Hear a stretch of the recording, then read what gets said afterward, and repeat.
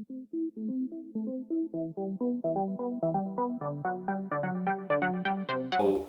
welcome my friend, and then interesting information that where is location of this Toyota RAV4 cars, this windshield washer canister, and there is really this left side front headlight, and there is this right side front wheel, and this is like right side this headlight lamp.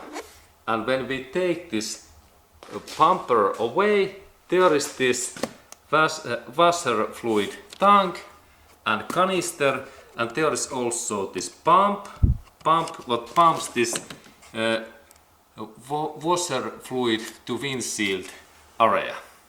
And there are connectors, and there is actually two pumps.